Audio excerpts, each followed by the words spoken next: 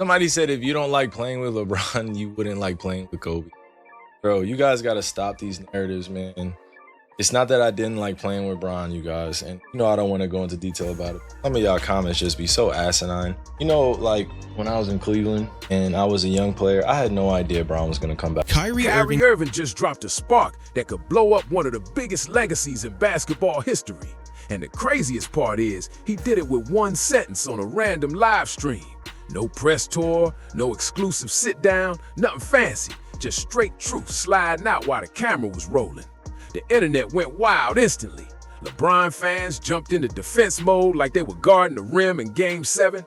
Comment sections turned into digital street fights. And suddenly, people remember Kyrie isn't just some ex-teammate. He's the dude with real receipts. The reason why I say I would have loved to play with Kobe, because I would have loved to have started my career with, I love Cleveland, don't get me wrong. I'm appreciative of all the things that they've done for me, but at the same time, I would have loved to choose the franchise I wanted to go to. You know what I'm saying? I would have loved to develop next to some of my favorite players and some of my favorite people. Because being a young player, when you're on a team that's not winning a lot of games, there's a lot of bad habits that form. And that's what ended up happening to me when I was very young. I had a lot of bad habits. I was not a winner. I was not a loser. He was courtside to everything that went down behind those locked doors in Cleveland. And now he's acting like he's finally ready to let the world in. And here's what makes this whole situation so dangerous. Kyrie wasn't heated when he said it. He wasn't loud or emotional. He stared right at the camera with this cold, calm face and dropped a line that shook every basketball group chat on the planet. He told everybody watching that once his playing career is wrapped up, the real story about what happened with LeBron is coming out. And he said it with a trust me that felt heavy, like someone who's been holding secrets on his back way too long. That didn't sound like a joke. That sounded like a warning. And judging by how fast people were panicking in his comments, LeBron's fan base knows exactly how messy that could get. So let's break down what Kyrie might be sitting on, because the deeper you look into his Cleveland years, the messier this story gets. And it didn't start when LeBron returned. It started way before that. When you guys make it about one player, it is kind of just weird. You know what I'm saying? Like, it's not just one player that you have to promote. Like, we had like solid players on our team. When you're playing with somebody like Bron or somebody that you guys like to compare him to, it's a different animal. It's a different journey. You know what I'm saying? Like, you're automatically expected to be at the top of the charts, the top of the league. Every time you play with Bron, it's going to be a lot of media attention. It's going to be a lot of back and forth of narratives. It's going to be about a lot of spun narratives. It's going to be a lot of politics. It's going to be a lot of shit that a lot of people don't see in front of the camera. And for me, I was just a young person trying to figure it out. You know what I mean? It's not that I dislike playing with Bron at any time. It was just literally, it was my time to move on. And that's what people got to accept. They want a deeper, detailed dive in terms of what happened. It's like, it was my time to move on. People forget Kyrie never chose Cleveland. That's not shade, that's just reality. When he got drafted #1 in 2011, he didn't get to pick his situation. The league assigned him to a franchise still stumbling after LeBron left for Miami. Kyrie showed up with insane talent and handles nobody ever saw before, but he had to carry a roster with no direction and no identity. Night after night, he was dragging that team just to keep them competitive, even when the wins barely meant anything. And here's the part most people never knew. Kyrie recently admitted those losing years built habits he didn't even want. He started playing in a selfish style because he had no choice. Nobody else could score. He became a one-man show out of survival, not ego. But right when Kyrie was shaking those habits and stepping into real leadership, everything flipped. LeBron James announced he was coming back to Cleveland. And just like that, Kyrie's whole path got rerouted. Imagine being a 22-year-old rising star entering your 4th season. The moment when most players start becoming the face of their franchise. You fought through the ugly years, learned the hard lessons, and you're finally ready to run your squad. Then the biggest name in basketball walks in and instantly takes over the whole operation. Your spotlight gone, your leadership role handed off, your chance to grow put on hold, maybe forever. That's exactly how Kyrie's world changed in 2014. And if you listen to how he talks about that period, he never says it was all bad. And he never directly attacks LeBron, but he repeats one phrase that should make everybody listen closely. He says, playing with LeBron is a different animal, and not in the fun, inspiring way, in the your whole world gets flipped and not how you expect kind of way. because being on LeBron's team doesn't just raise expectations or gives more space, and it warps them. Suddenly, you're not judged on your growth. You're judged on whether you fit in LeBron's system, whether you help him win, whether you can deal with being the second option while he controls the whole narrative. And that's where things start turning dark, because LeBron didn't just bring talent back to Cleveland. He brought control. And to understand that, you got to talk about Pat Riley for a second, because this is the part that flips everything. Before LeBron went to Miami, he was gifted but raw. He was emotional during games, shaky under pressure, and still learning how to lead on the highest level. Miami changed him. When LeBron spent 4 years under Pat Riley's system in Miami, everything about him shifted, and not just his game. Riley drilled discipline into him, taught him structure, focus, and how to stay locked in when the pressure turned heavy. That Miami version of LeBron was the cleanest, sharpest, most calculated we had ever seen. But here's the part Kyrie keeps hinting at. Yeah, the part most people sleep on. LeBron didn't just learn better basketball in Miami. He learned how to run the whole machine around him. The media, the public image, the storylines, the messaging, everything. Pat Riley's system wasn't only about hoops, it was about building a brand that stays protected no matter what's going on behind the scenes. So when LeBron returned to Cleveland, he didn't come back as the same player he left as. He came back with a system he knew how to control. And Kyrie had to live inside that system every single day. He's talked about how everything around LeBron is locked down, filtered and polished before it ever reaches the public. He's mentioned how things get twisted off camera, how politics move behind closed doors, and how the narrative always circles back to protecting one person. That's heavy, because that means LeBron didn't just come back a better leader. He came back someone who knew how to shape every angle of his career, including how his teammates fit into his story. And when you're Kyrie, watching that machine operate in real time, it stops feeling like a partnership and starts feeling like something built to keep you in the background while someone else takes all the light. Then came the moment that should have rewritten everything. Game 7 of the 2016 NBA Finals. Kyrie Irving, at 24 years old, steps back over Steph Curry with 53 seconds left and drops one of the coldest shots in basketball history. Bang! Cleveland finally wins their first title in more than 50 years. The whole city goes wild because Kyrie just ended generations of heartbreak in one play. It should have been the moment that defined his career forever, the type of shot that gets replayed until the end of time as the ultimate example of icy nerves. But that's not what happened, and this is where Kyrie's frustration gets loud without him even raising his voice. He hits the championship-winning shot, and when he turns on the TV later, all he hears is blocked by James again and again. LeBron's block on Andre Iguodala gets looped non-stop, while Kyrie's game winner barely gets a mention. It's like his big moment got erased right in front of his eyes. And then things took a wild turn. LeBron went on TV and said that championship made him the greatest player of all time. Not us, not we, not this team, just him. Kyrie averaged 27 a night in that series. He was the second best player in the entire matchup.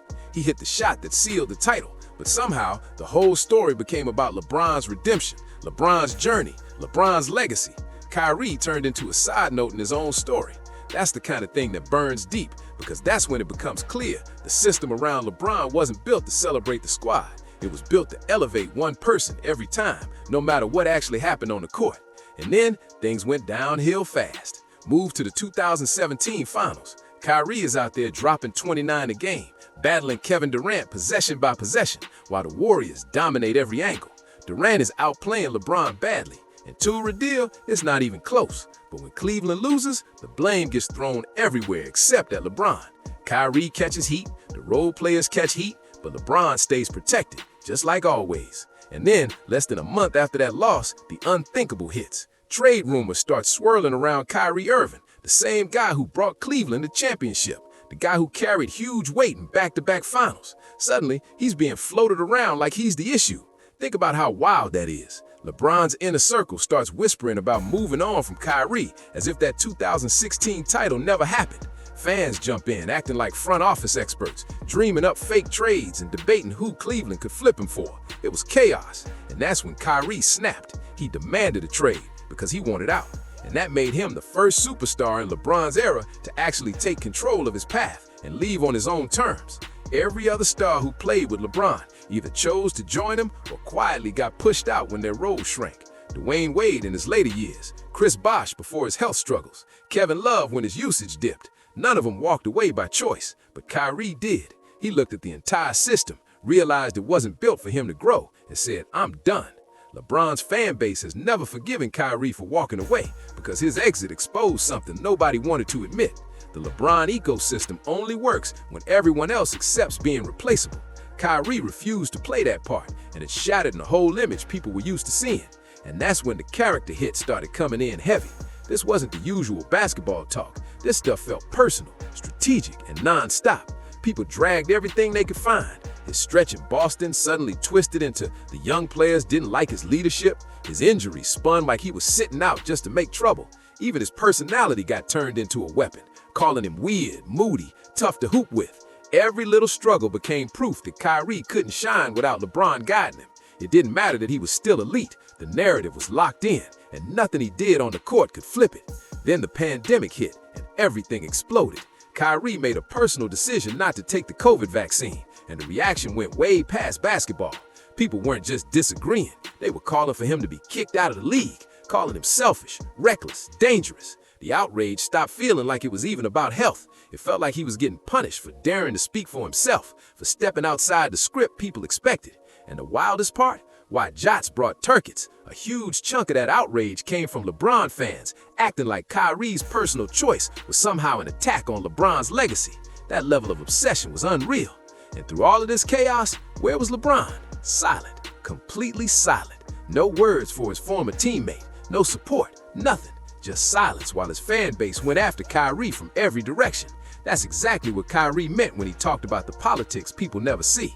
LeBron doesn't need to say anything himself. The system does it for him. The fans protect the image, the narrative stay clean, and LeBron stays above the drama, untouched. It's efficient, it's sharp, and honestly, it's pretty ruthless. But here's where everything flipped. Kyrie didn't collapse under the pressure. He didn't fade away or prove anybody right. He went to Dallas and became a champion again. He started playing the most focused, efficient basketball of his whole career.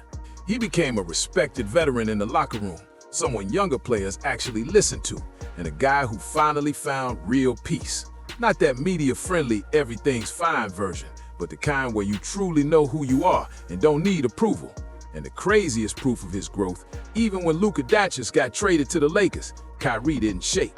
He stayed locked in, kept producing, and showed the world that the idea he was impossible to build around was never true. He turned himself into one of the most steady players on the roster. He proved the narrative was never about his talent. It was about people needing him to fail so someone else's story could stay protected. And now we circle back to that live stream moment. Kyrie wasn't done talking after everything he lived through. After years of staying quiet, years of watching his story get twisted, years of holding back, he looked into the camera and dropped that promise. When I'm done playing, you guys will hear the real story. Trust me. And the tone he used wasn't casual. It wasn't some small comment you throw away.